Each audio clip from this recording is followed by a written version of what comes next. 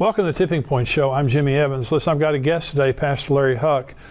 He's been to Israel 49 times. He's intimately familiar with what is happening right now today. He has very strong relationships with people in the government of Israel, religious leaders in Israel. He has been over there since the war began on October 7th, and he's going to be talking about what he knows firsthand about what's happening in the nation of Israel and also prophetically the significance of what's happening right now. Welcome to the Tipping Point Show.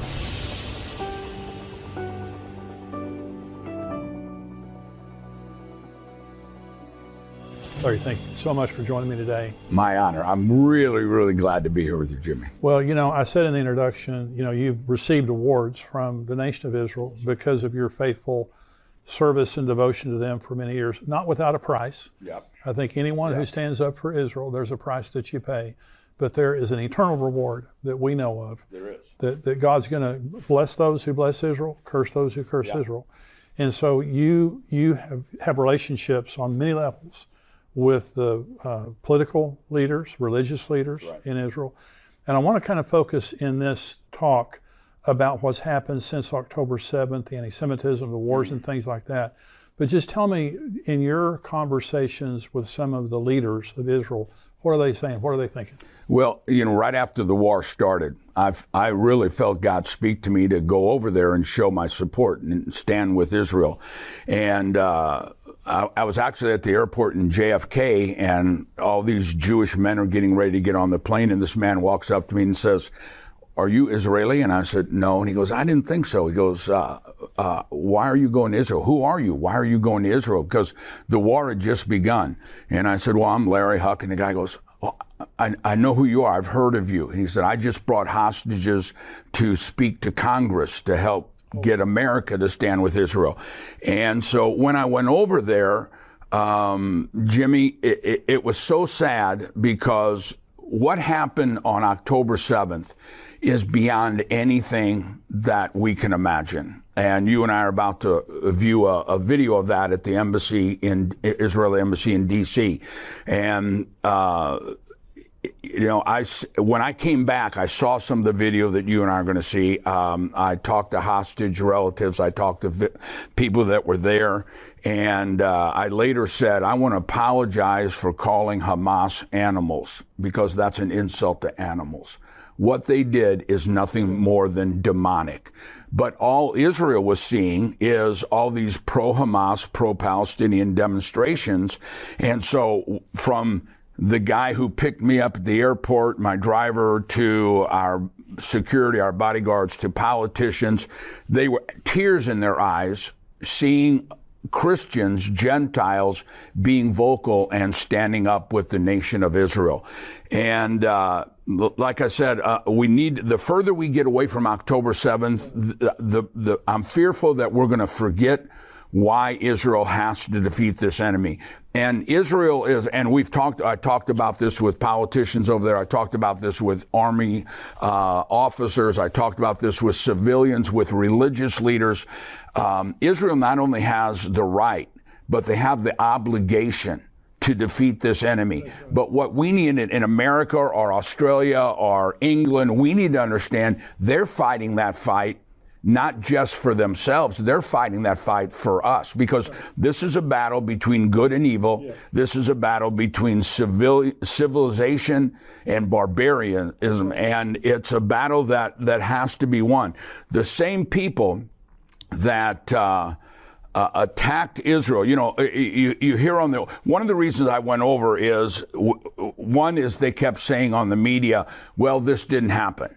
It didn't really happen. It was made up by Israel. Another thing they said, it wasn't as bad as Israel's making it out. And Jimmy, I stood there in those homes. I stood home after home after home after home after home, where people were butchered and slaughtered in their bomb shelters. The bomb shelters have no locks on the doors, because they're made not to keep terrorists out. They're made because Gaza's right there. They're made if rockets come in and it collapses the house, rescuers can come in and push those doors open.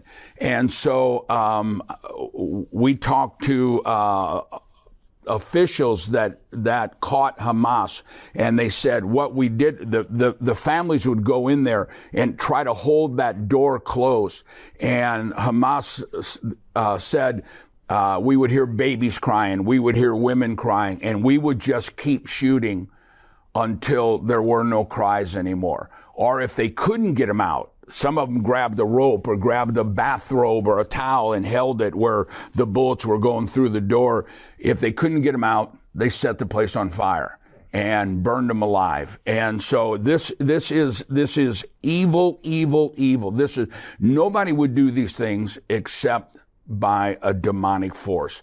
And so what we've got to realize is that, you know, this is not only fulfillment of Bible prophecy for Israel, this is fulfillment of Bible prophecy with us standing or not standing with Israel. I've done dozens and dozens of interviews, and this really is for the church, Jimmy, I believe, an Esther moment. That when Mordecai said to Esther, and so many Christians, it baffles me. And I love doing this with you because you are so vocal on Bible prophecy and you're very, very vocal on standing with Israel. Mordecai said to Esther, if you're silent during this time, don't think you and your family are going to escape. Right. But then he says, but God will raise somebody up that will stand with Israel. And so what God is saying is two things. One, if you're silent, Genesis 12 says, I will bless those who bless Israel and I will curse those who curse Israel. He said, if you're silent, you and your family are going to pay the price. And you mentioned in your book about Amalek. Yeah. And about Haman being a descendant. Absolutely. Of that same spirit. This is the spirit of Amalek. And it's the spirit that wants to annihilate Israel. And I've said before, and this is what you're saying about demonic, anti-Semitism is not an ideology. Because you can't articulate it. That's right. It's a spirit. It's a spirit of hatred toward the Jews that can articulate the reason why. It can only say that it wants to destroy them. That's all. That's all it is. That's all. And so this is demonic. It's also, I was watching the football playoffs the other night. And Larry, through the football playoffs, there were advertisements against anti-Semitism. Okay, which is great. Yeah. They need to be there. Yeah. But can you imagine the day and time that we live in? It's so global. And in my neighborhood, about 3 weeks ago, there was a pro-Palestinian protest in my neighborhood, about a mile from my house. Yeah. And about 100 people yelling on loudspeakers, apartheid state, genocide, all this kind of stuff. And in my neighborhood, I was shocked at how many cars are going by honking in support. Yeah. And that's why Christians have to stand up and not fear standing up for Israel. And be educated on why we're standing up for Israel. Yeah. You know, let me address that in two ways. First off, the spirit of Amalek is, it doesn't matter what it costs me, I'm going to kill Jews. And so when we look at this and we hear the chants from these pro-Hamas, pro-Palestinian, from the river to the sea. Right. That is not a two-state solution chant. That's a chant that Yasser Arafat and the original terrorists came up with. From the river to the sea is not saying we want land. From the river to the sea is saying we don't want any Jews. That's right. I showed in our church, Jimmy, that right after the war started, a Hamas leader doing a live interview on television in Lebanon.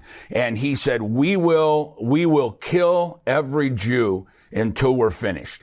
And the lady said, until you get the two-state solution. He goes, no, until there is no more Israel left. Right. And the thing that Americans and the rest of the world need to understand is on October 7th, when Israel was attacked, there was a ceasefire. You know, we're hearing everybody say, we need a ceasefire. Yeah. There was a ceasefire in 1948. Israel didn't break that. There was a ceasefire in 1967. Israel didn't break that. Ceasefire in 1973. Israel didn't break that. Ceasefire on October 7th. Israel didn't break that. Right. Israel has had a ceasefire and won peace. But on October 8th, after Israel was attacked, those who support Hamas and Hezbollah and the Houthis, Iran, in Iran's parliament, they were shouting, not death to Israel, they were shouting on October 8th, death to America. Yeah. And so when we have a government that is not standing with Israel, but is not standing, and also not standing against Iran. This is a setup for the Antichrist. This is a setup for the end times. And the spirit of Amalek says, you know, where did the spirit of Amalek first come from? When Israel came out of Egypt, Israel was going this way. The people of Amalek were over here. They came in behind Israel. Israel wasn't even heading towards them. No rhyme, no reason. They came in. And what does the Bible say? It says they attacked the weak, the women, the elderly, and the children. And God says, you will fight the spirit of Amalek for the rest of your life until the Messiah comes. On the day of the attack, the Torah portion for all of Israel was the portion of Noah. And it says, the world will be filled with violence. The word violence in Aramaic is Hamas. And he said, but at the end, this violence will be utterly destroyed. And so what we're seeing is a wake-up, I believe in all my heart, a wake-up call to the church, saying you better stop playing games. You better get serious about serving God. I think in a lot of ways, the church world has gotten kind of lukewarm, and we're just kind of going through the motions in a lot of ways. And this needs to be a wake-up call to realize when God prophesies something in the Bible, it is going to happen. Right. And anti-Semitism, you know, we were talking about, look how fast this is changing.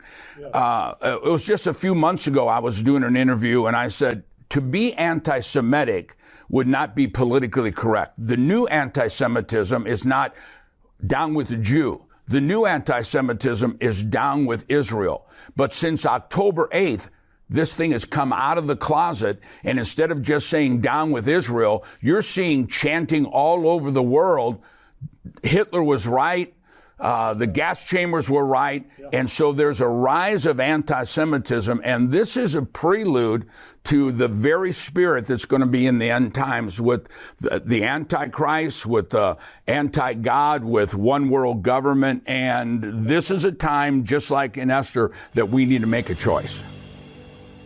Hey, I want to invite you to come to our Tipping Point Conference that's coming up this year, September 2021, 2024 at Fellowship Church right here in the Dallas-Fort Worth Metroplex. We're expanding the conference this year to be Friday night and all day Saturday. I'll be there along with Pastor Jack Hibbs. He's going to be our special speaker on Friday night, along with Dr. Mark Hitchcock, Max Lucado, best-selling Christian author of all time, my dear friend, also a great prophecy teacher, Pastor Ed Young, Billy Crone, Jonathan Kahn. We have a great lineup of speakers. You're going to be there to worship, to fellowship, and to learn about what God is saying to us in these special times. I want you to come to the Tipping Point Prophecy Conference. If you're an endtimes.com subscriber, you get a 50% discount. Go right now and sign up. Well, it's a lot of pastors, I mean, you and I are both pastors. You know, you want to be sensitive to people and you don't want to be a mean, angry preacher, but you have to speak the truth. And when you speak the truth, some people won't like it. That's right. And they may leave your church. But if those people leave because of truth, did you really want them there? That's right. As loving as we can be, as gracious as we can be, we stand for Israel. And there are many Christians, Larry, that do not stand with Israel. Yeah. Replacement theology. Yeah. And they think, I heard a very famous preacher, this is back in the 80s, and he said, Israel is an armpit of a nation in the Middle East, and who should care? This was the very famous guy. And so, and I challenged him on it when I heard him say it. And so this is something that is spouted out there. Let's go through several issues, because when people hear all the dialogue right now that's going on related to Israel, one of the things that you're hearing is about the genocide that's happening in Gaza. Right. Okay. So now I want you to respond to this. Yeah, genocide in Gaza, right. And so there are 2 million residents of Gaza. Right. I think the death count right now of the Palestinians or the Gazan residents is 11,000. That's about 0.5% of the population. Genocide is wiping out a people. Right. Israel could wipe out the Palestinians in Gaza one day. In one day. Absolutely. They could kill all of them. Israel is the only army in the world, Jimmy, and you know this, that telephones in and said, we're coming in. That's right. Get the civilians out of here, dropping leaflets in. But the word genocide means the annihilation of a people. Right. And what you're hearing on the news is that Israel has been causing and is causing genocide of all the Palestinian people. In 1948, when Israel became a nation, there were 750 to 800,000 Palestinians Palestinians in that land. Right. Today, there are 5.5 million. So if that's genocide, Israel needs to get their numbers correct, because it's not a genocide, it's a growth. It's not a genocide of Palestinian people. And, you know, Jimmy, I think one of the most important issues is you see these signs all the time talking about Israel is occupying the land. Let's look first off, where did the name of Palestine come from? Right. Okay. You know, well, this has always been the land of Palestine.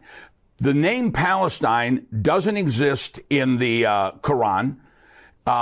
Jerusalem doesn't exist in the Quran.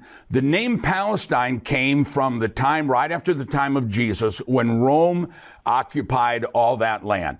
And Rome could defeat Israel physically, but they never could get them to bow down to the false gods. And so the Roman emperor hated the Jews so much, he made a decree. He said, I don't want to ever hear the name Israel again. I don't ever want to hear the name of Judea and Samaria again. From now on, we name this land Palestine. Now, Rome ruled everything, so they controlled the maps, they controlled everything. So the name of Israel, the name of Judea and Samaria were eliminated, and he said, we're now going to call this Palestine, after the Philistines, which were an enemy of Israel. Right. The Philistines were a little bitty part of land, kind of where Gaza is now, between Israel and Egypt. The Philistines weren't even Arab. The Philistines were descendants of Greece. They were a war type of people, but they weren't Arabs. But he said, these are the people that hate Israel, and so we're going to name their land after these people. During the Babylonian captivity, the Philistines were taken into captivity and never returned. So there's never been a Palestinian state. There's never been a Palestinian flag. There's never been a Palestinian government. This is all modern fallacy that the world has embraced as if it's historical fact. Where this happened is that in 1948, well, we'll go back for 400 years, from 1517 to 1917, all of that land, all what we call the Middle East, was ruled by the Ottoman Empire. Right. The Ottomans were not Arabs. They are Muslim, but they're not Arabs. So all of this is the Ottoman Empire, not Philistine, not Arabs, the Ottoman Empire. When the Ottoman Empire partnered with Hitler in World War I, they were defeated, and so the Allied forces came in and said, okay, here's the Middle East. We're going to divide this up. It's not the Ottoman Empire anymore. So here's Lebanon, here's Syria, here's Transjordan, here's Iraq, Iran, here's Egypt, here's the land of Israel. From 1917, you have the Balfour Declaration, you have the San Remus Declaration, and all of this land was divided. In 1948, the only land that was shrunk was Israel, because Israel went all the way up past the capital of Jordan. And so they came in 1948, the Arab nations. Let's let everybody picture this whole table here is the Middle East. It's the Arab nations. If I were to take an ink pen and draw a dot here, that would be Israel. So all of these Arab nations and this dot Israel came against Israel in 1948. Israel won. But from Jordan, they came in, and they occupied that land, which was Israel, right, which is now the world calls the West Bank. God calls it Judea and Samaria. Right. So the ones who are occupying are not the Israelis. The ones who are occupying are the ones who are Palestinian. But Israel said to the United Nations, the League of Nations gave it to them first. Then Israel said to the United Nations, we'll have a two-state solution. They came in after 1948. We'll let them stay. Every Arab nation said, we don't want a two-state solution. Right. We don't want it. You look at when Yasser Arafat and met with Clinton at Camp David. They said, we'll give you everything you want. We just want peace in the Middle East. Arafat got up and walked out. And so when Lebanon, Syria, Jordan, Egypt, Israel, Iran, Iraq were all given, this land in 1948 was given to the land, the people, the Jewish people, the land of Israel. Nobody else had to change their borders. So everybody else gets land, but Israel doesn't get any. So in 1967, again, Israel was attacked. Israel, miracle victory in the battle. 1973. So during this time, Yasser Arafat, the terrorist, hired a PR firm out of New York. The middle guy's name was Anderson. It was 3 names. And they said, how do we change the world perspective on the Arab nations and Israel? And he said, Israel's this dot. The Arab nations are Goliath and Israel's the David. You've got to make Israel the bad guy and make the Palestinian people the little guy. You got to make Israel Goliath and the Palestinian people the David. And so they had a huge worldwide campaign. It was a PR stunt to say Israel, instead of all the Arab nations picking on little Israel is picking on the Palestinian people. And it was nothing more than a political PR stunt to try to get people to change their opinion of Israel. And that has lasted. It's a lie. It's a false concept. Absolutely. And Israel has over and over and over again tried to have peace. They want. I've been to Israel now 49 times. Wow. And I have good Israeli friends. I have good Jewish friends. I have good Palestinian friends. Everybody that I know wants peace. It's these radicals that try to stir it up and make the world try to hate Israel as the occupiers, and it's not true. That land, biblically, politically, archaeologically, legally, that land belongs to the Jewish people. Absolutely. So in 1948, the two-state solution, 1947, the land was partitioned by the United Nations. The Jews accepted it. Right. And the Arab nations around rejected it and attacked Israel. Exactly. Okay. From 1948 till 1967, Jordan controlled they controlled the West Bank, they controlled East Jerusalem, they controlled Gaza. Because they came in. That's right. Yeah. And they never one time wanted a two-state solution and all that time. Never. They rejected the two-state solution in 1948. They had control of that area, and they never said, hey, Palestinians, we're your brothers over here in Jordan. Let's set up a two-state solution for you. One other issue is, again, we're trying to educate Christians and the church on why you should stand up for Israel and reject the nonsense. Apartheid is a label that we first of all heard in South Africa. Yeah. So in this Palestinian protest that was happening in my neighborhood, on a loudspeaker, they were shouting, Israel is an apartheid state. Now, apartheid means one group of people is controlling and excluding everybody else. That's not true in Israel. Not true. So the Knesset is made up of Muslims, Jews. Absolutely. And you know, the Knesset, which is the Israeli government, is made up of Christians, of Jews, of Muslims. Show me any Muslim country that has exactly Christians and Jews. And we talk about, there were some people that fled out of there because the Arab war that the Arabs started. But if you look at all the other Arab nations around there, there has been millions of Jews that have had to leave those Arab nations, which had been their home for 1,000 years. Yeah. They had to leave because of the persecution on the Jewish people. But look at Gaza. In 2005, they once again said land for peace. Land for, when President Trump was getting ready to run for the second term, he asked me to come up, and I met with his advisor, Jason Greenblatt, to Israel, myself and 5 or 6 other pastors.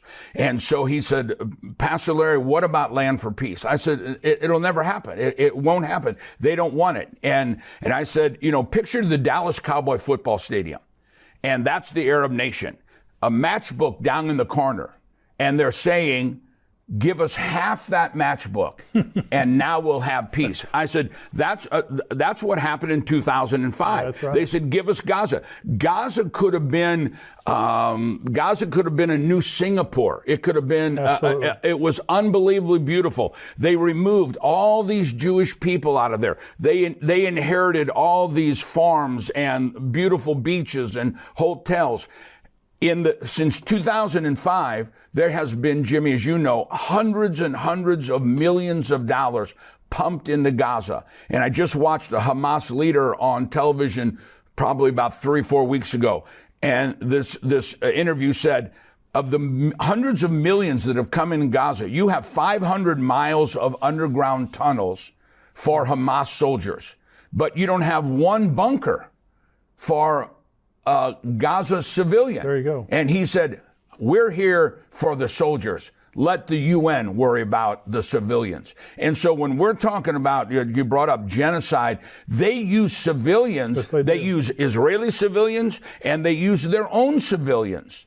I saw an interview of a Hamas woman calling for God to judge Hamas, a civilian from Gaza, calling for God to judge Hamas because they're using her and her children as pawns in this and putting their own people to danger. And so there has never been, in reality, number one, there's never been a Palestine. That's number one. There's never been a Palestine. That's a modern day PR New York firm invention. That for 400 years, it was the Ottoman Empire. And so the whole concept of land for peace is a false concept. They'll tell you this themselves. This is not a war for land. This is a war to eliminate Israel. And a war to eliminate Israel is a war to eliminate God. Yes. And when we talk about, Jimmy, the Esther moment, I believe prophetically, between now and this next presidential election, God is coming into the church, and he's going to separate the wheat from the tares. You know, you brought up Genesis 12. I will bless those who bless Israel.